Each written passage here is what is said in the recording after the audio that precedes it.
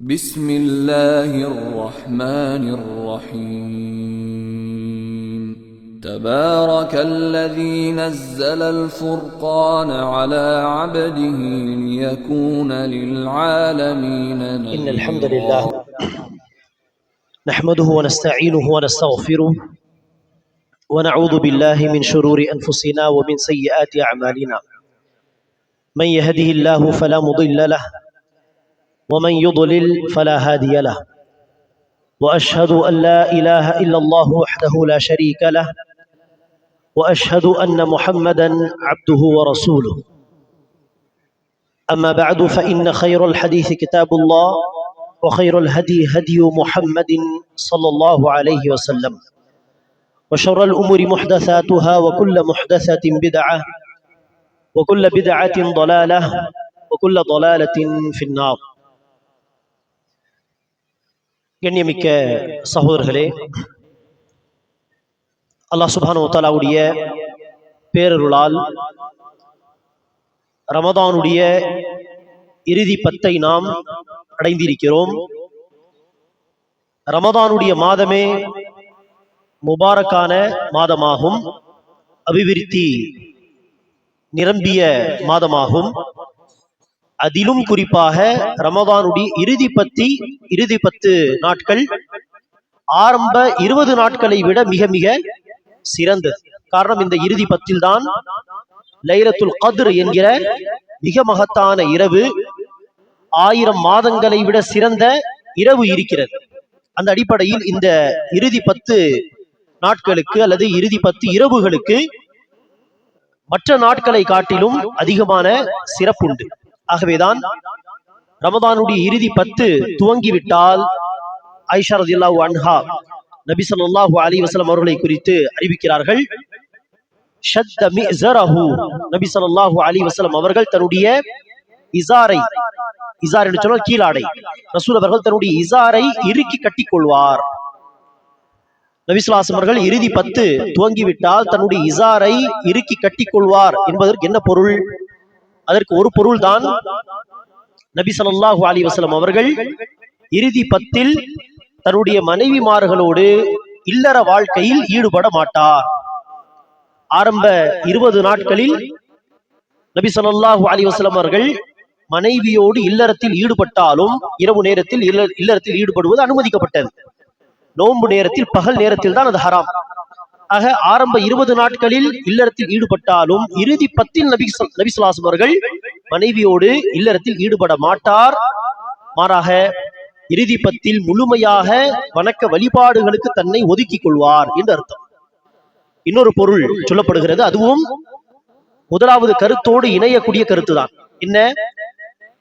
இஸாரை இறுக்கி கட்டிக்கொள்வார் என்பது அரபுகள் பயன்படுத்தக்கூடிய ஒரு ஊவமை, ஒரு உதாரணமாக நினைச்சுவார்கள். இந்த வார்த்தை பயன்படுத்துவார்கள்.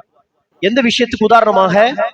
ஒரு காரியத்தை செய்வதற்காக ஒருவர் முழு மூச்சாக உறுதியான நாட்டத்தோடு இதை செய்யாமல் ஓயக்கூடாது, இதை செய்யாமல் அடுத்த வேலையை செய்யக்கூடாது என்று முழு மூச்சாக ஒரு காரியத்தில் ஒருவர் ஈடுபட்டு விட்டால் அதை அரபுகள் எப்படி சொல்வார்கள்?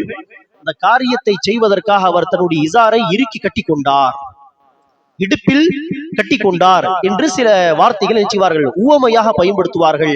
ஆக நபி ஸல்லல்லாஹு அலைஹி வஸல்லம் அவர்கள் ரமதானுடைய இறுதி 10 துவங்கிவிட்டால் குடும்ப வேலைகள், இல்லற வாழ்க்கை அதெல்லாம் விட்டுவிட்டு இந்த இறுதி 10 நாட்கள் முழுக்க முழுக்க இபாதத், எல்லா நேரமும் இபாதத் என்று தன்னுடைய எல்லா நேரத்தையும் நேரடியான இபாதத்துக்காக வேண்டி நபி ஸல்லல்லாஹு அலைஹி வஸல்லம் அவர்கள் ஒதுக்கி விடுவார்கள். தன்னை முழுமையாக இபாதத்துக்காக வேண்டி தயார்படுத்திக் கொள்வார்கள், முழு மூச்சாக இபாதத்தில் இறங்கி விடுவார்கள் என்பதை ஒரு உதாரணமாக ஆயிஷா ரலியல்லாஹு அன்ஹா சொல்கிறார்கள் என்பது இன்னொரு கருத்து.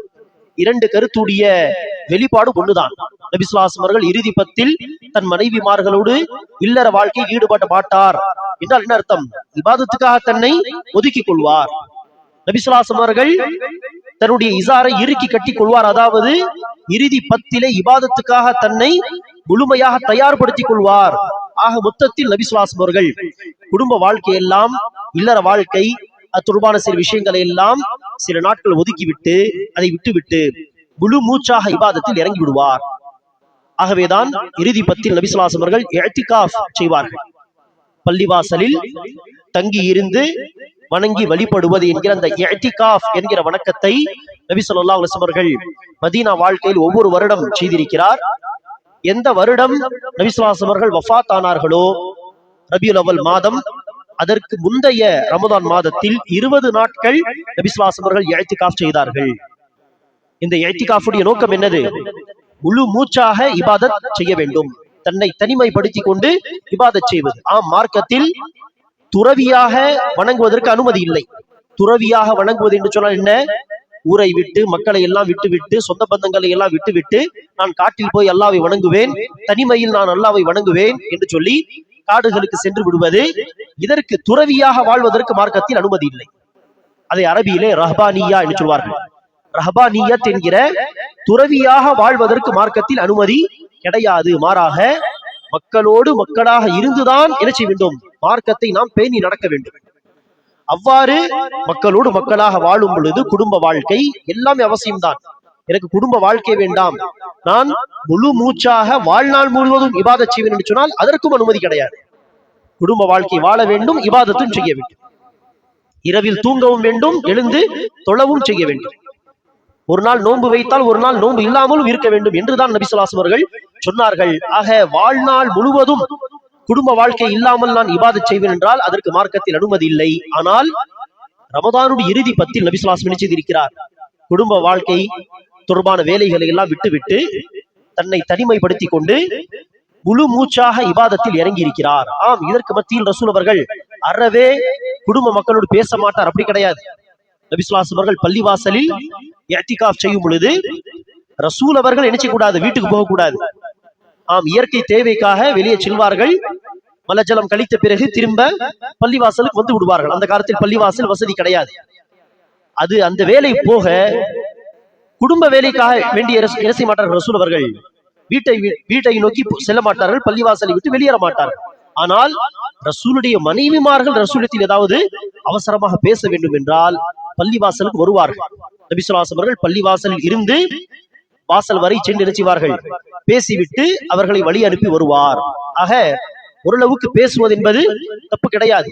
ஆனால் இயன்றவரை எல்லா நேரத்தையும் இபாதத்துக்காக ஒதுக்க வேண்டும் என்பதற்காக ரசூல் அவர்கள் தன்னை தயார்படுத்திக் கொள்வார், முழு மூச்சாக இறங்கி விடுவார் என்கிற வார்த்தையை வைத்து நாம் படிப்பினை பெற வேண்டும். நபி ஸல்லல்லாஹு அலைஹி வஸல்லம் வாழ்க்கையிலிருந்து இந்த அழகிய முன்மாதிரியை பெற்று இந்த இறுதி பத்திலே நாமும் என்ன செய்ய வேண்டும்? இபாதத்துக்காக உழைப்பு செய்ய வேண்டும். மற்ற நாட்களை காட்டிலும் அதிகமான நேரத்தை இபாதத்துக்காக ஒதுக்க முயற்சிக்க வேண்டும். முழு மூச்சாக ரசூல் அவர்கள் எல்லா நேரத்தையும் இபாதத்துக்காக ஒதுக்கும் விதத்திலே நம்மால் இயலாவிட்டாலும், ஜாப் இருக்கிறது, வேலைக்கு போக வேண்டும், சம்பாதிக்க வேண்டும், அதை தவிர்க்க முடியாது என்கிற சில காரணங்கள் இருந்தாலும் இயன்றவரை மற்ற நாட்களை காட்டிலும் அதிகமான நேரத்தை இந்த 10 நாட்களில் நாம் இபாதத்துக்காக வேண்டி ஒதுக்க முயற்சிக்க வேண்டும். அதற்காக நம்முடைய உள்ளத்தில் உறுதியான நாட்டம் ஏற்படுவது அவசியம். அல்லாஹ்வுக்காக இஹ்லாஸோடு நியத்தை ஏற்படுத்திக் கொள்வது. இறுதி பத்தை நாம் அடைந்து விட்டோம். இந்த இறுதி பத்தில் இயன்றவரை நேரத்தை வீணாக்காமல் நான் எல்லா நேரமும் இபாதத் செய்வேன். இந்த இறுதி பத்தில் என்னென்ன வணக்கங்களை ரசூல் அவர்கள் வலியுறுத்தி உள்ளார்களோ அந்த வணக்கங்களை நான் இன்ஷா அல்லாஹ் செய்வேன், நான் நேரங்களை வீணாக்க மாட்டேன் என்று இஹ்லாஸோடு அல்லாஹ்வுக்காக ஒரு உறுதியான நியத்தை அவசியம் நாம் ஏற்படுத்திக் கொள்ள வேண்டும். நியத்துக்கு அடுத்த கட்டம் தான் அமல். அமலுக்கு முன்பாக அந்த நியத், அந்த உறுதியான நாட்டம் ஏற்படுவது அவசியம். நாம் எல்லோரும் கேள்விப்பட்ட ஒரு ஹதீஸ் தான். அப்துல்லா பின் அமர் பின் ஆஸ் என்கிற ஒரு சஹாபி ரசூலிடம் வந்து கேட்கிறார், யா ரசூலல்லாஹ், எத்தனை நாட்களில் நான் முழு குர்ஆனை படித்து முடிக்கலாம்? ரசூல் அவர்கள் சொன்னார்கள், ஒரு மாதத்தில் 30 நாட்களில் முடியுங்கள். அப்துல்லா பின் அமர் பின் ஆஸ் அவர்கள் சொன்னார்கள், இல்லை யா ரசூலல்லாஹ், இன்னும் சீக்கிரமாக என்னால் குர்ஆனை முழுமையாக படித்து முடிக்க முடியும். அதற்கு நபி ஸல்லல்லாஹு அலைஹி வஸல்லம் அவர்கள் சொன்னார்கள், சரி 15 நாட்களில் முழு குர்ஆனை முடியுங்கள். இன்னும் முன்வந்த அந்த சஹாபி சொல்கிறார், இல்லை யா ரசூலல்லாஹ், இன்னும் சீக்கிரமாக என்னால் முழு குர்ஆனை படித்து முடிக்க முடியும். ரசூல் சொன்னார்கள், சரி 7 நாட்களில், ஒரு வாரத்தில் முடியுங்கள். அதையும் மீறி அந்த சஹாபி சொல்கிறார்கள், இல்லை யா ரசூலல்லாஹ், இன்னும் சீக்கிரமாக குர்ஆனை முழுமையாக படித்து முடிக்கக்கூடிய சக்தி எனக்கு உண்டு.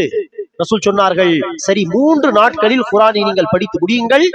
அதைவிட சீக்கிரமாக நீங்கள் முடித்தால் உங்களுக்கு குர்ஆன் விளங்காது. வேகமாக ஃபாஸ்டாக குர்ஆனை படித்தால் அந்த கருத்து புரியாது. அல்லாஹ் என்ன சொல்ல வருகிறான் நமக்கு புரியாது. ஆக ஓரளவுக்கு நிறுத்தி நிதானமாக படித்தால்தான் அந்த உபதேசங்களை உள்வாங்க முடியும். ஆக ரசூல் சொன்னார்கள், 3 நாட்களில் முழு குர்ஆனை முடியுங்கள். அதை விட சீக்கிரமாக முடிக்க கூடாது. அப்படி நீங்கள் முடிக்க முயற்சித்தால் உங்களுக்கு குர்ஆன் விளங்காது என்று சொன்னார்கள். ஆக அந்த சஹாபியுடைய நாட்டத்தை பாருங்கள். 3 நாட்களில் குர்ஆனை முடிக்க வேண்டும் என்று உறுதியான நாட்டத்தோடு ரசூல் ஸல்லல்லாஹு அலைஹி வஸல்லம் அனுமதி கேட்டார். ரசூலும் சரி 3 நாட்களில் முடியுங்கள் என்று சொல்லிவிட்டார்கள். ஆக இதை எப்படி தன்னுடைய வாழ்க்கையில் நடைமுறைப்படுத்தினார் என்று சொன்னால், அப்துல்லா பின் அமர் பின் ஆஸ் ரலியல்லாஹு அன்ஹு அவர்கள் வாழ்நாள் முழுவதும் இதை கடைபிடித்தார். 3 நாட்களில் ஒரு குர்ஆனை முடிப்பார். இது ரொட்டீன். வாழ்நாள் முழுவதும் அவர் கடைபிடித்த ஒரு அமலாக இது மாறிவிட்டது. எந்த அளவிற்கு சொன்னால், ஆரம்ப காலகட்டத்தில் 3 நாட்கள் என்ற சூழ்நிலத்தில் அனுமதியை வாங்கி அப்படியே முடித்து வந்தார். ஆனால் முதுமை அடைந்த பிறகு அவருக்கு அது ஓரளவுக்கு சிரமமான காரியமாக மாறிவிட்டது. காரணம், 3 நாட்களில் குர்ஆனை முடிப்பதாக இருந்தால் ஒரு நாளில் குறைந்தது 4 மணி நேரம், 3 to 4 மணி நேரம் ஒதுக்கி குர்ஆனை ஓதினால்தான் 3 நாட்களில் குர்ஆன் முடிக்க முடியும். ஆக ஒவ்வொரு நாள் 3 மணி நேரம் 4 மணி நேரம் குர்ஆன் ஓதுவதற்காக ஒதுக்குவது, உட்கார்ந்து படிப்பது, அதில் எவ்வளவு எனர்ஜி செலவாகும். ஆக முதுமை அடைந்த பிறகு அப்துல்லா பின் அமர் பின் ஆஸ் சொல்கிறார், அந்த காலத்தில் கூட அவர் அதை விடவில்லை, சிரமப்பட்டு செய்கிறார், விட்டுவிடவில்லை. ஆனால் என்ன சொல்கிறார், ரசூல் சொன்னார்களே 30 நாளில் குர்ஆன் முடியுங்கள் என்று, ரசூல் சொன்ன அந்த சலுகையை நான் ஏற்றிருக்கலாமே, இந்த நாட்களில் என்னால் 3 நாட்களில் குர்ஆனை முடிக்க முடியவில்லையே என்று சொன்னார்கள். ஆக பாருங்கள் எவ்வளவு உறுதியான நாட்டம். ஒரு முடிவை எடுத்தால், இப்படி நான் இபாதத் செய்வேன், இந்த காரியத்தை நான் செய்வேன் என்று முடிவை எடுத்தால், நபி ஸல்லல்லாஹு அலைஹி வஸல்லம் அவர்கள் சஹாபாக்கள் எல்லாம் எப்படி அதை நடைமுறைப்படுத்தி இருக்கிறார்கள் தன்னுடைய வாழ்க்கை. அதற்கு அடிப்படை அந்த உறுதியான நாட்டம். இதை நான் செய்ய வேண்டும், இதை செய்யாமல் நான் அடுத்த வேலை செய்ய மாட்டேன் என்கிற அந்த உறுதியான நியத்தை ஏற்படுத்திக் கொள்வது அவசியம். அல்லாஹ் சுப்ஹானஹு வ தஆலா கஹஃப் அத்தியாயத்திலே நம்முடைய உபதேசத்துக்காக சில சம்பவங்களை சொல்கிறான். கஹஃப் அத்தியாயத்தில் வந்த ஒரு சம்பவம் என்ன, குகைவாசிகளுடைய சம்பவம். இன்னொரு சம்பவம் என்ன, தோட்டக்காரர் தொடர்பாகவும் அவருடைய நண்பர் தொடர்பாகவும் வரக்கூடிய ஒரு சம்பவம். அதே போல் கஹஃப் சூராவில் வரக்கூடிய இன்னொரு சம்பவம் என்னது, துல்கர்னைன் உடைய சம்பவம். இன்னொரு சம்பவம். மொத்தம் 4 சம்பவங்கள் அல்லாஹ் சுப்ஹானஹு வ தஆலா கஹஃப் அத்தியாயத்திலே குறிப்பிடுகிறான். இன்னொரு சம்பவம் என்னது, மூசா அலைஹிஸ்ஸலாம் மற்றும் ஹிதர் அலைஹிஸ்ஸலாம் அல்லது ஹதீர் அலைஹிஸ்ஸலாம் உடைய சம்பவம். ஆக அந்த சம்பவத்தை அல்லாஹ் சொல்லும் பொழுது மூசா அலைஹிஸ்ஸலாம் சொன்னதாக அல்லாஹ் சொல்கிறான், நான் அந்த அடியார் யாருக்கு அல்லாஹ் சுப்ஹானஹு வ தஆலா எனக்கு கொடுக்காத சில கல்வி ஞானத்தை கொடுத்திருக்கிறானோ, அதாவது ஹதீர் அலைஹிஸ்ஸலாம், அந்த அடியாரை சந்தித்து அவரிடம் இருந்து இந்த ஞானத்தை நான் எடுத்துக்கொள்ளாமல் நான் ஓய மாட்டேன் என்று மூசா அலைஹிஸ்ஸலாம் சொன்னதாக அல்லாஹ் குர்ஆனிலே சொல்கிறான். அந்த உறுதியான நாட்டத்துக்கு அடுத்துதான் எனது அமல். அதற்காக அவர் செய்த முயற்சி என்ன, மூசா அலைஹிஸ்ஸலாம் கடலை நோக்கி பயணத்தை மேற்கொண்டார். கடல் பயணம். ஆக பல சிரமங்களுக்கு மத்தியில் பயணம் செய்து ஹிதர் அலைஹிஸ்ஸலாமை அல்லாஹ் சொன்ன இடத்தில் சந்தித்து அவரிடமிருந்து என்ன செய்தார், ஞானத்தை பெற்றுக்கொள்ள முயற்சி செய்தார். ஆக உறுதியான நாட்டம் வருவது அவசியம். அதற்கு மேலும் சில உதாரணங்கள் சொல்வதாக இருந்தால், நாம் எல்லோரும் அறிவோம், குர்ஆனுக்கு பிறகு மிக ஆதாரபூர்வமான ஒரு புத்தகம் என்று சொன்னால் என்னது, சஹீஹுல் புகாரி. இமாம் புகாரி அவர்கள் எழுதிய சஹீ என்கிற அந்த நூல் தான் குர்ஆனுக்கு பிறகு மிக அத்தன்டிக்கான, மிக ஆதாரத்தன்மையுள்ள, நம்பகத்தன்மையுள்ள ஒரு புத்தகம். அந்த நூலை இமாம் புகாரி எதற்காக எழுதினார், அந்த காரணம் என்ன என்று சொன்னால், இமாம் புகாரியே சொல்கிறார்கள், ஒரு முறை அவர் மாணவராக இருக்கும் பொழுது தன்னுடைய ஆசிரியர் இஸ்ஹாக் பின் ராஹ்வை என்று இமாம் புகாரியுடைய ஒரு ஆசிரியர், அவருடைய சபையில் இமாம் புகாரி ஒரு மாணவராக உட்கார்ந்து இருக்கிறார். அப்போது அவருடைய ஆசிரியராகிய இஸ்ஹாக் பின் ராஹ்வை ரஹிமஹுல்லாஹ் அவர்கள் சொன்னார்களாம், பல ஹதீஸ் நூல்கள் உண்டு, பல உலமாக்கள் ஹதீஸ் நூலை தொகுத்திருக்கிறார்கள், ஆனால் ஆதாரபூர்வமான ஹதீஸுகளோடு பலவீனமான ஹதீஸுகளும் அந்த நூல்களில் கலந்து இருக்கிறது. யாராவது மக்கள் திருப்தியாக எந்த ஒரு பலவீனமான ஹதீஸும் இந்த புத்தகத்தில் இருக்காது, பொய்யான தகவல் எதுவும் இருக்காது என்று திருப்தியாக பொதுமக்கள் படிக்கும் விதத்திலே யாராவது ஆதாரபூர்வமான ஹதீசுகளை மட்டுமே தனியாக தொகுத்தால் அது எவ்வளவு சிறந்த பணியாக இருக்குமே என்று தன்னுடைய ஒரு ஆசையை நினைச்சுகிறார். இஸ்ஹாக் பின் ராஹவை வெளிப்படுத்துகிறார். அப்போது இமாம் புகாரி சொல்கிறார்கள், நான் மாணவனாக இருந்த பொழுது என்னுடைய ஆசிரியர் சொன்ன இந்த வார்த்தையை கேட்டதும் நான் இந்த காரியத்தை அவசியம் செய்வேன், இதை கண்டிப்பாக நான் செய்வேன் என்று நான் நாட்டத்தை ஏற்படுத்தி கொண்டேன், முடிவு எடுத்து விட்டேன் என்று சொல்கிறார்கள். பாருங்கள், ஒரு சின்ன உபதேசம், அந்த நேரத்தில் இமாம் புகாரி எடுத்த அந்த உறுதியான நாட்டம் அல்லாஹ் சுப்ஹானஹு வ தஆலா எவ்வளவு பெரிய ஹைரான காரியத்தை இமாம் புகாரி மூலியமாக இந்த உம்மத்துக்கு கொடுத்தான். அல்லாஹ் நாடினால் கியாமத்து வரை அந்த நூலை படித்து அந்த ஹதீசுகளை படித்து மக்கள் மார்க்கத்தை வழங்கிக் கொள்வார்கள், அகீதாவை கற்றுக்கொள்வார்கள், வணக்க வழிபாடுகளை கற்றுக்கொள்வார்கள், பல ஹராம் ஹலாலுடைய சட்டத்திட்டங்களை கற்றுக்கொள்வார்கள். எவ்வளவு மகத்தான ஒரு பணி நடந்தது. காரணம் என்ன? அந்த உஸ்தாஸ் சொன்ன ஒரு நசீஹத்தை கேட்டு அவர் ஏற்படுத்தி கொண்ட அந்த உறுதியான நாட்டம், அந்த நாட்டத்துக்கு அடுத்தபடியாக அதற்கு ஏற்ப முயற்சி. அதே போல்தான் அன்பானவர்களே, இன்னொரு உதாரணம் சொல்வதாக இருந்தால், இமாம் முஸ்லிம், சஹீஹ் புகாரிக்கு அடுத்த நூல் என்னது? சஹீஹ் முஸ்லிம். அந்த சஹீஹ் முஸ்லிம் எழுதிய இமாம் முஸ்லிம் அவர்கள், அவர் ஏன் அந்த சஹீஹ் என்கிற நூலை தொகுத்தார்? சஹீஹ் புகாரிக்கு அடுத்து சஹீஹ் முஸ்லிமை தான் மக்கள் அதிகமாக படிக்கிறார்கள், மிக ஆதாரபூர்வமான புத்தகம் அதுதான். அதை எழுதியதற்கான காரணம் என்ன? இமாம் முஸ்லிம் சஹீஹ் முஸ்லிமுடைய முன்னுரையில் அந்த காரணத்தை பதிவு செய்கிறார். என்னுடைய ஒரு மாணவர் வந்து சொன்னார், ஆதாரபூர்வமான ஹதீசுகளை மட்டுமே நீங்கள் தனியாக தொகுத்து தந்தால் அதை படிப்பதற்கு, மாணவர்கள் அதை எடுத்து படிப்பதற்கு இலகுவாக இருக்குமே என்று சொன்னதற்கு மாணவருடைய அந்த அழைப்புக்கு நான் பதில் அளித்தேன். ஆக நான் இந்த சஹீஹ் என்கிற நூலை தொகுத்தேன் என்பதாக சொல்கிறார்கள். பாருங்கள், ஒரு உறுதியான நாட்டம் ஏற்படுகிறது. அந்த உறுதியான நாட்டத்தில் அல்லாஹ் செய்யக்கூடிய பர்க்கத், எவ்வளவு பெரிய மகத்தான பணிகளை இந்த இமாம்கள் செய்துவிட்டு சென்றிருக்கிறார்கள். ஆக அந்த உறுதியான நாட்டத்தை நாமும் இறைச்சி வேண்டும். இந்த இறுதி 10 நாட்கள், அதில் 2 நாட்கள் போய்விட்டது. அடுத்த 8 நாட்களில் நான் இரவு கண் விழித்து இபாதத் செய்வேன். இந்த வணக்கங்களை நான் செய்து எப்படியாவது லைலத்துல் கத்ர் இரவை நான் இன்ஷா அல்லாஹ் அடைவேன். இந்த வருடம் நான் இந்த வாய்ப்பை ஒருபோதும் விட மாட்டேன். அதற்கு என்ன முன்ன பின்ன சில விஷயங்களை அட்ஜஸ்ட் செய்ய வேண்டுமோ செய்வேன், சில விஷயங்களை தியாகம் செய்வதாக இருந்தால் நான் இன்ஷா அல்லாஹ் செய்வேன் என்று உறுதியான அந்த நாட்டத்தை ஏற்படுத்தி அதுக்கு ஏற்ப நாம் என்ன செய்ய வேண்டும்? முயற்சி செய்வதில் இறங்கிவிட வேண்டும். இதுதான் நபி ஸல்லல்லாஹு அலைஹி வஸல்லம் அவர்கள் குறித்து ஆயிஷா ரலியல்லாஹு அன்ஹா சொன்ன அந்த வார்த்தை. இறுதி 10 துவங்கிவிட்டால் நபி ஸல்லல்லாஹு அலைஹி வஸல்லம் அவர்கள் முழு மூச்சாக இபாதத் செய்வதற்காக இறங்கி விடுவார், தன்னுடைய இசாரை இறுக்கி கட்டிக் கொள்வார். நாம் உறுதியான நாட்டத்தை ஏற்படுத்தி கொண்டால் அல்லாஹ்வும் என்ன செய்வான்? நமக்கு உதவி செய்வான், அல்லாஹ்வுடைய உதவி கிடைக்கும்.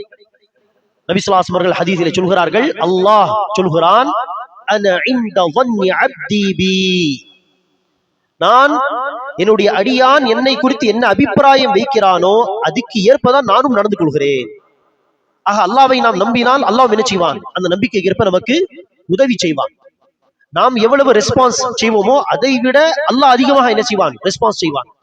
நாம் அல்லாஹ்வை நோக்கி நெருங்கி போக வேண்டும் என்று ஒரு ஜான் அடி எடுத்து வைத்து, அதாவது அமல் செய்வதிலே முயற்சி செய்தால் அல்லாஹ் ஒரு முலம் நம்மை நோக்கி நெருங்கி வருவான். நாம் அல்லாஹ்வை நெருங்க வேண்டும் என்று முயற்சி செய்து நாம் நடந்து சென்றால் அல்லாஹ் என்ன செய்வான்? நம்மை நோக்கி ஓடி வருவான் என்பதாக நபி ஸல்லல்லாஹு அலைஹி வஸல்லம் அவர்கள் ஹதீஸிலே சொல்கிறார்கள். ஆக நாம் உறுதியான நாட்டத்தை ஏற்படுத்தி கொண்டு அதுக்கு ஏற்ப முயற்சி செய்ய இறங்கிவிட்டால் நிச்சயமாக அல்லாஹ் அந்த காரியத்தை நமக்கு லேசாக்கி தருவான். அதற்கு தேவை இஹ்லாஸோடு நாம் நிய்யத்து செய்வது. ஒரு முறை அன்பானவர்களே, ஒரு போர் நடந்து கொண்டிருக்கிறது. போர் நடக்கும் சமயத்தில் 2 சஹாபாக்கள் என்ன செய்கிறார்கள்? களத்தை விட்டு ஒதுங்கி ஓரமாக சென்று அல்லாஹ்விடத்தில் ஏதாவது பிரார்த்தனை செய்யலாம் என்று வருகிறார்கள். அதில் ஒரு சஹாபி என்ன செய்கிறார்? துஆ செய்கிறார், யா அல்லாஹ், நான் இந்த போரிலே ஒரு நல்ல பலசாலியை, நல்ல சக்தி வாய்ந்த ஒரு எதிரியை சந்திக்க வேண்டும்.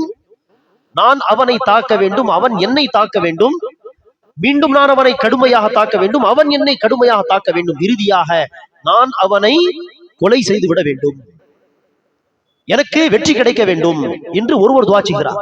சரி, இன்னொரு சஹாபி வந்தார். அவர் என்ன துஆ செய்கிறார்? யா அல்லாஹ், இந்த களத்தில் நான் மிக பலம் வாய்ந்த ஒரு வீரனை சந்திக்க வேண்டும் களத்தில், அவன் என்னை தாக்க வேண்டும், நான் அவனை தாக்க வேண்டும், பிறகு அவன் என்னை கொன்று விட வேண்டும், ஷஹீதாக்கி விட வேண்டும்.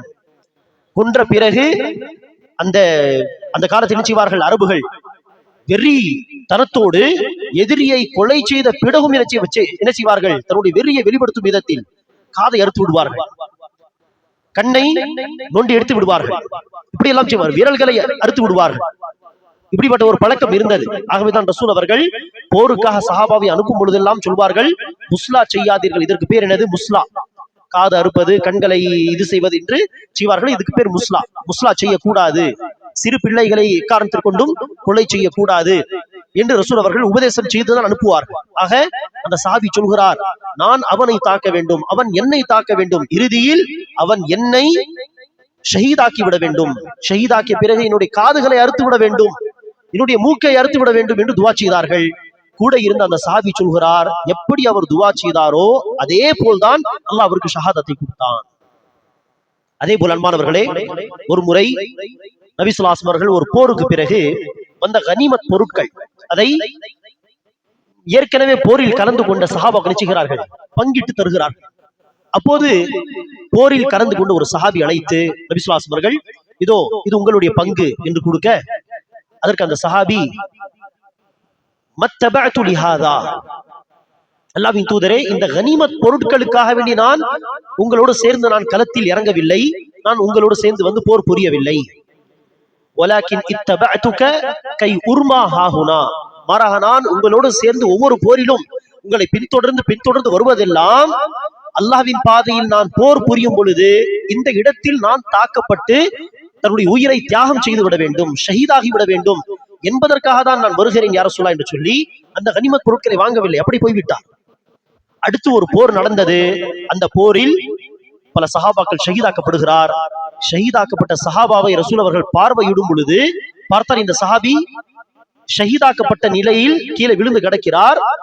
அந்த காட்சியை பார்த்து அறிவிப்பாளர் சொல்கிறார்கள், எங்க அவர் விரல் வைத்து சொன்னாரோ இந்த இடத்தில் அல்லாஹ்வின் பாதையில் ஒரு அம்பு வந்து என்னை தாக்க வேண்டும், நான் அல்லாஹ்வின் பாதையில் ஷஹீதாக வேண்டும் என்று எங்கு விரல் வைத்து சொன்னாரோ அதே இடத்தில் அந்த அம்பு அவருக்கு தாக்கிய பிறகு அவர்கள் ஷஹீதாக்கப்பட்ட நிலையில் இருந்தார்கள் என்பதாக. ஆக நாம் எப்படி நியத்து வைப்போமோ அதுக்கேற்ப அல்லாஹ் நமக்கு காரியத்தை லேசாக்குவான், அல்லாஹ் நன்மை அடையக்கூடிய பாக்கியத்தை அல்லாஹ் நமக்கு நிச்சயமாக தருவான் என்பதை கவனத்தில் கொண்டு இந்த இறுதி 10 நாட்களில் நபிகள் நாயகம் என்ன வணக்கங்களை நமக்கு சொல்லி தந்தார்களோ அதை முழு மூச்சாக நாம் செய்ய தன்னை தயார்படுத்திக் கொள்ள வேண்டும். வாய்ப்பை விடக்கூடாது. இந்த வாய்ப்பை விட்டால் அடுத்த ரமதான் நானோ அல்லது நீங்களோ உயிரோடு இருப்போமா என்பதற்கு எந்த ஒரு கேரண்டியும் கிடையாது. இது இறுதி ரமதானாக இருக்கலாம், இது இறுதி லைலத்துல் கத்ராக இருக்கலாம், இது இறுதி வாய்ப்பாக இருக்கலாம். ஆக இந்த வாய்ப்பை நாம் விட்டுவிடக் கூடாது, இதை அவசியம் பயன்படுத்திக் கொள்ள வேண்டும் என்கிற உறுதியான நாட்டத்தை, நீயத்தை ஏற்படுத்திக் கொள்ளுங்கள். நீங்கள் இஹ்லாஸோடு ஒரு நீயத்தை ஏற்படுத்திக் கொண்டால் அதுக்கு ஏற்ப அல்லாஹ் சுப்ஹானஹு வ தஆலா நிச்சயமாக உங்களுடைய காரியங்களை, நீங்கள் வேலை செய்யக்கூடியவராக இருக்கலாம், கம்பெனிக்கு போகக்கூடியவர்களாக இருக்கலாம், இதற்கு மத்தியில் இரவு கண் விழித்து இபாதத் செய்வதெல்லாம் மிக சிரமமான காரியம். என்னை போன்ற மக்களுக்கு நாம் வேலை செய்வதே மார்க்க பணிகள் தான். அப்படி இருக்க நாம் கண் விழித்து இபாதத் செய்தால் காலை நேரத்தில் ஓய்வு எடுத்துக் கொள்வோம். ஆனால் உலக வேலைகளிலும் ஈடுபடக்கூடிய உங்களுக்கு தான் இது மிகப்பெரிய சவால். இரவில் கண் விழிப்பது, காலையில் கம்பெனிக்கும் செல்வது, அந்த டைம் எப்படி மேனேஜ் செய்வது, இதெல்லாம் மிகப்பெரிய சவாலான காரியம். ஆனால் முடிந்தவரை, இயன்ற வரை நேரத்தை ஒதுக்கலாம். ஓரளவுக்கு தூங்குவது என்பது தப்பு கிடையாது. ஓரளவுக்கு தூங்கினால் அந்த சிறப்பை இழந்து விட மாட்டோம் இன்ஷா அல்லாஹ். ஒரு மணி நேரம் 1.5 மணி நேரம் தூங்கினால் அந்த சிறப்பை இழந்து விட மாட்டோம். ஆக எப்படி மேனேஜ் செய்வது, உலகத்தையும் மார்க்கத்தையும் சேர்த்து எப்படி கொண்டு செல்வது என்று நீங்கள் அதற்கேற்ப திட்டமிட்டு நியத்து செய்தால் நிச்சயமாக அல்லாஹ் சுப்ஹானஹு வ தஆலா உதவி செய்வதற்கு போதுமானவன்.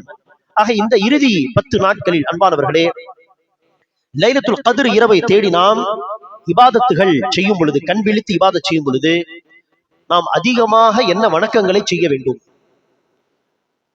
மார்க்கத்தில் பல வணக்கங்கள் உண்டு, பல நன்மையான காரியங்கள் உண்டு. ஆனால் லைலத்துல் கத்ர் இரவில் நேரடியாக ரசூல் என்ன வணக்கங்களை நமக்கு வலியுறுத்தி இருக்கிறார்களோ அதை செய்வதுதான் என்னது சிறந்தது. லைலத்துல் கத்ர் இரவில் ரசூல் அவர்கள் என்ன செய்யவில்லை? ஏழைகளுக்கு உணவளிப்பதை நமக்கு வலியுறுத்தவில்லை எந்த ஹதீஸிலும். ஏழைகளுக்கு உணவளிப்பது பொதுவாக வலியுறுத்தப்பட்ட ஒரு நன்மை. ஆனால் லைலத்துல் கத்ர் இரவு நான் நன்மை செய்கிறேன் என்று சொல்லி 3 மணி நேரம் 4 மணி நேரம் ஒதுக்கி நீங்கள் பார்சல் எல்லாம் கட்டிவிட்டு ஏழைகளுக்கு போய் ஏழைகளை தேடி சென்று, மிஸ்கின்களை தேடி சென்று சாப்பாடு கொடுத்தால் நன்மைதான். ஆனால் இந்த இரவில் அந்த காரியம் செய்வதாக ரசூல் அவர்கள் நமக்கு வலியுறுத்தவில்லை. எந்த நேரத்தில் என்ன வணக்கத்தை ரசூல் அவர்கள் வலியுறுத்தி இருப்பார்களோ அதை தான் நாம் நினைச்ச வேண்டும், செய்ய வேண்டும். ஆக லைலத்துல் கத்ர் இரவை தேடும் விதத்தில் கண் விழித்து வணக்கம் செய்யும் பொழுது என்ன வணக்கங்களை அதிகமாக நாம் செய்ய வேண்டும் என்று சொன்னால், முதலாவதாக நின்று தொழுவது. நின்று தொழுவது, சில பேருக்கு நின்று தொழுவதில் சிரமம் இருக்கலாம்.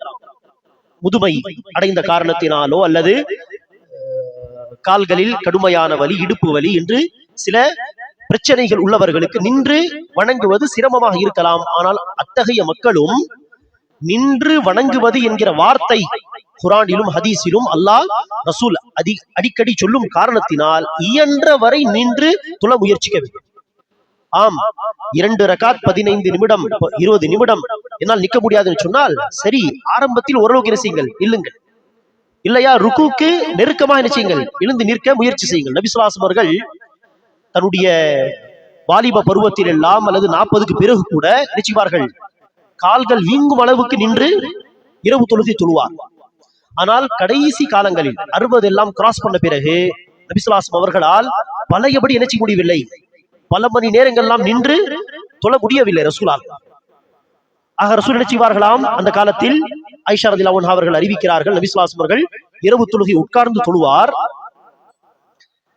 ருக்கு செய்வதற்கு இன்னும் 50 வசனங்கள் இருக்கிறது என்று சொன்னால் அந்த 50 வசனங்களே பெரிய விஷயம் இல்லையா?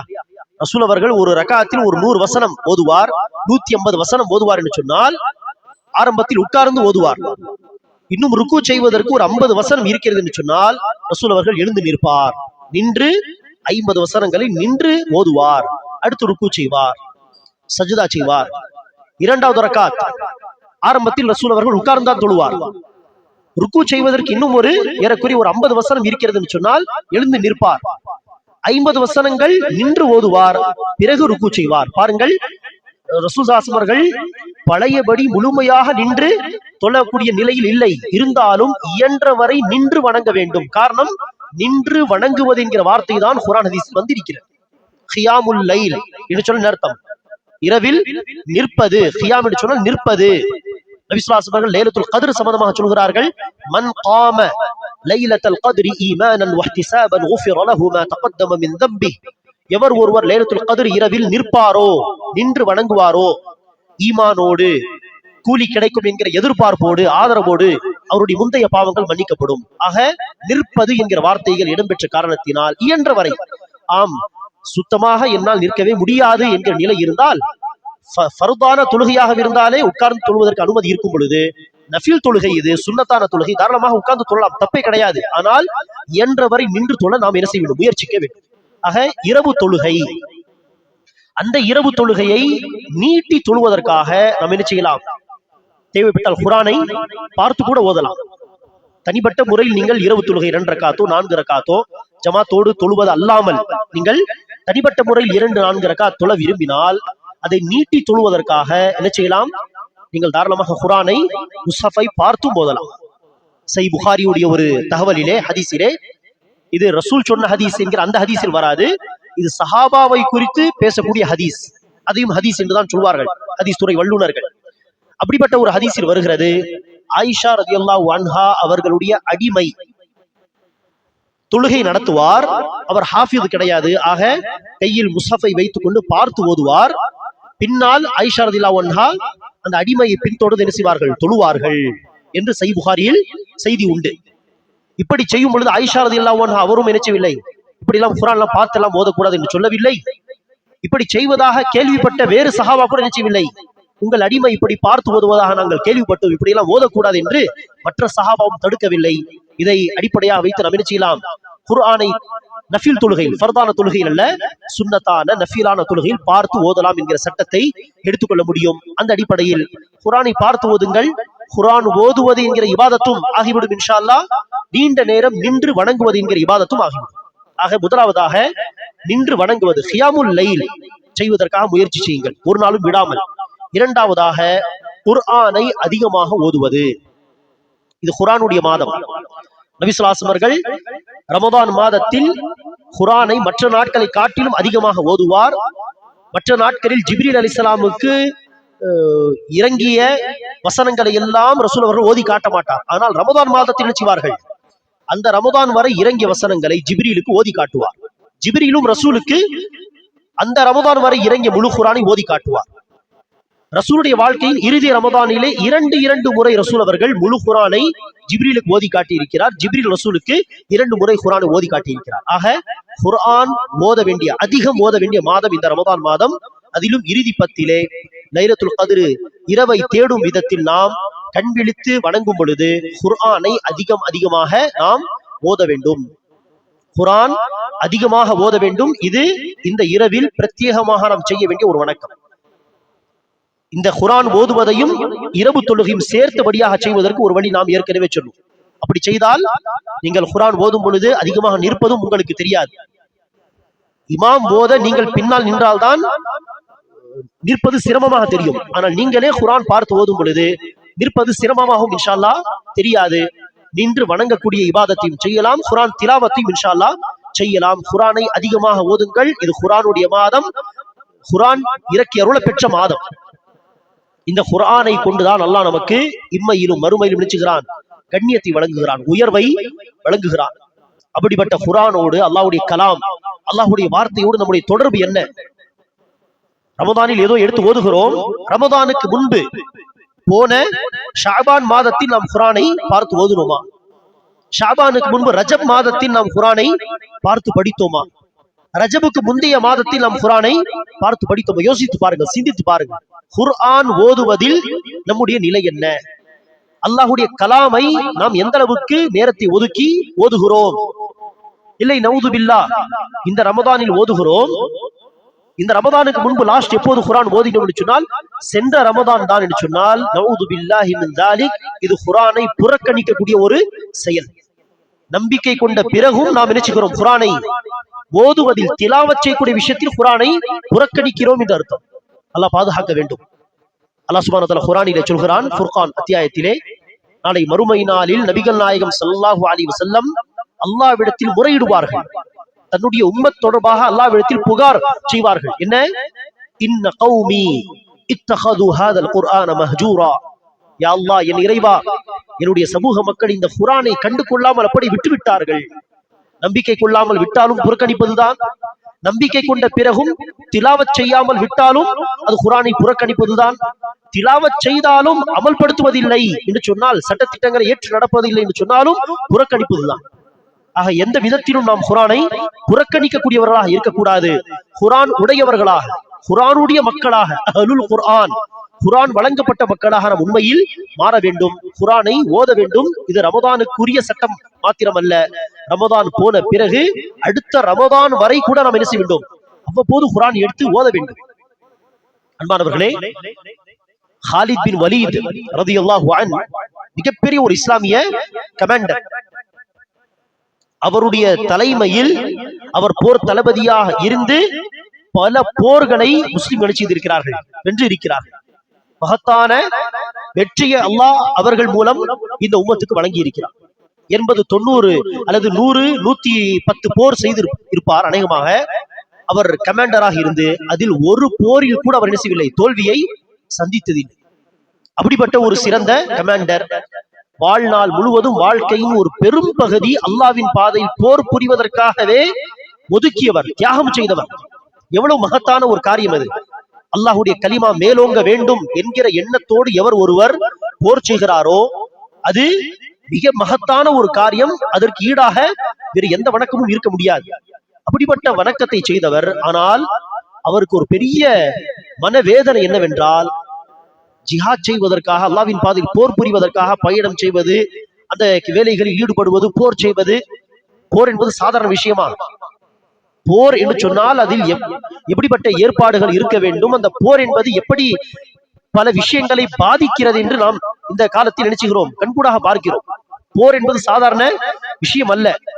அப்படிப்பட்ட போருக்காக வேண்டி அவரை தன்னுடைய பெரும் நேரங்களை ஒதுக்கிய காரணத்தினால் அவர்களால் குர்ஆனை அதிகமாக ஓத முடியவில்லை என்கிற ஒரு மன வருத்தம் ஹாலித் பின் வலீத் அவர்களுக்கு இருந்தது. அந்த வருத்தத்தை வெளிப்படுத்தி சொல்கிறார்கள். இந்த போருக்காக வேண்டி அலைவது என்கிற விஷயங்களுக்கு மத்தியில் கலாமுல்லாவை குர்ஆனை நான் சரியாக ஓதவில்லையே என்கிற ஒரு வருத்தம் எனக்கு இருக்கிறது என்று ஹாலித் பின் வலீத் ரலியல்லாஹு அன்ஹு அவர்கள் பதிவு செய்கிறார்கள். ஆக குர்ஆனை சரியாக ஓதவில்லை என்று சொன்னாலும் அவர் ஜிஹாத் என்கிற மகத்தான பணியில் இருக்கிறார். ஆனால் நம்முடைய நிலை என்ன? நாம் மகத்தான வேறு ஏதோ ஒரு வேலை செய்யும் காரணத்தினால் குர்ஆனை ஓதாமல் இருக்கிறோமா? அல்லது நம்முடைய பெரும்பாலான நேரங்கள் எதில் செலவாகிறது? வீணான காரியங்களில் நாம் தன்னுடைய நேரங்களை வீணடித்து விட்டு இன்னொரு பக்கம் குர்ஆனை பார்த்து ஓதாமல், குர்ஆனை தொடாமல், கண்டு கொள்ளாமல் புறக்கணிக்கக்கூடியவர்களாக இருக்கிறோமா என்று நானும் நீங்களும் தன்னுடைய நிலையை சுய பரிசோதனை செய்து பார்த்து குர்ஆனோடு தன்னுடைய தொடர்பை அதிகப்படுத்திக் கொள்ள வேண்டும். குர்ஆனை அதிகமாக ஓத வேண்டும். அதன் துவக்கமாக ஏற்கனவே குர்ஆனை அதிகமாக ஓதக்கூடியவர்கள் அல்ஹம்துலில்லாஹ். ஆனால் குர்ஆனோடு பெரிய அளவில் தொடர்பு இல்லை என்று சொன்னால் இந்த ரமதான் மாதம் அதற்கு ஒரு நல்ல துவக்கமாக இருக்கட்டும். இன்றே குர்ஆனை அதிகமாக ஓத ஆரம்பியுங்கள். இந்த தொடர்பானது அடுத்த ரமதான் வரை இன்ஷா அல்லாஹ் நீடிக்க வேண்டும். குர்ஆனை அதிகம் ஓதக்கூடியவர்களாக, இடையிடையில் குர்ஆனை பொருளோடு புரிந்து படிப்பதற்காக முயற்சி செய்பவர்களாக நாம் இருக்க வேண்டும். குர்ஆனை புறக்கணிக்கக்கூடியவர்களாக நாம் ஒருபோதும் ஆகிவிடக் கூடாது. அல்லாஹ் நமக்கு குர்ஆனை அதிகம் ஓதக்கூடிய பாக்கியத்தை தருவானாக. அதே போல அன்பானவர்களே, இந்த இரவுகளில் நாம் அதிகம் செய்ய வேண்டிய இன்னொரு முக்கியமான வணக்கம் தான் இஸ்திக்ஃபார் அதிகமாக செய்வது. இது குர்ஆனுடைய மாதம் என்று சொல்வது போல் இது மக்ஃபிரத் உடைய மாதம். அல்லாஹ்வுடைய மன்னிப்பை நமக்கு பெற்று தரக்கூடிய மாதம். அதற்கான மிகப்பெரிய அடையாளம் தான் என்னது? அல்லாஹ் சொர்க்கத்தின் வாசல்களை திறந்து விடுகிறான் இந்த மாதம் முழுவதும். இது மக்ஃபிரத்துடைய மாதம். அல்லாஹ் நம்மை மன்னிக்க விரும்புகிறான் என்பதற்கான ஒரு ஆதாரம் தான் அல்லாஹ் இந்த மாதத்திலே நரகத்தின் வாசல்களை மூடி விடுகிறான். அல்லாஹ் நம்மை மன்னிப்பதற்கு தயாராக இருக்கிறான். நாம் தான் நினைச்ச வேண்டும் அல்லாஹ்வின் பக்கம் நெருங்கும் விதத்திலே ஒரு ஜான் எடுத்து வைக்க வேண்டும், அடி எடுத்து வைக்க வேண்டும். அல்லாஹ் அடுத்து நெருங்கி வருவான். நாம் அல்லாஹ்வை நோக்கி நடந்து செல்ல முயற்சிக்க வேண்டும். அல்லாஹ் நம்மை நோக்கி ஓடி வருவான். ஆக அல்லாஹ் நம்மை மன்னிக்க, நமக்கு மக்ஃபிரத் வழங்க தயாராக இருக்கிறான். அதற்கான வாய்ப்புகளை நாம் தேட வேண்டும். ஆக மக்ஃபிரத்தை அடைவதற்கு அதிகம் இஸ்திக்ஃபார் செய்வது. இஸ்திக்ஃபார் செய்வதற்கு பல வார்த்தைகள் உண்டு.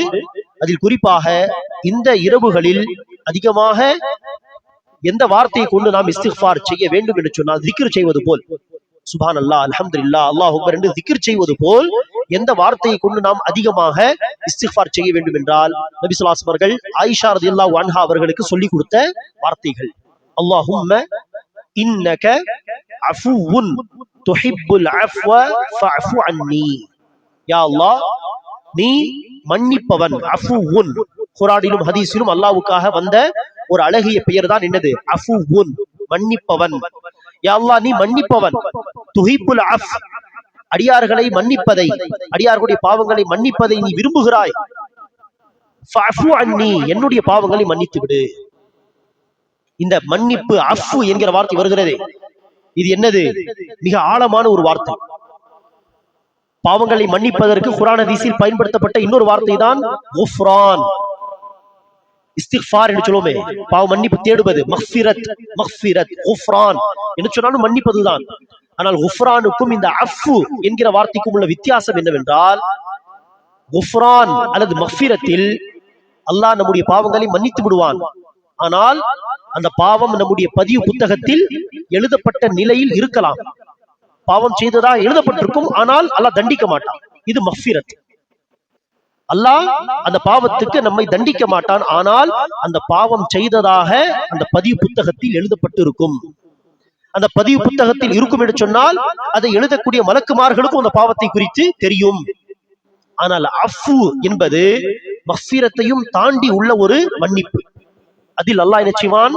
தன்னுடைய அருளால் நம்முடைய பாவத்தை மன்னிப்பது, அதற்கு தண்டனை கொடுக்க கூடாது என்று நாடுவது மட்டுமல்லாமல், அந்த பாவம் எழுதப்பட்டிருக்குமே அதை அல்லாஹ் பதிவு புத்தகத்திலிருந்தே நீக்கி விடுவான், அழித்து விடுவான்.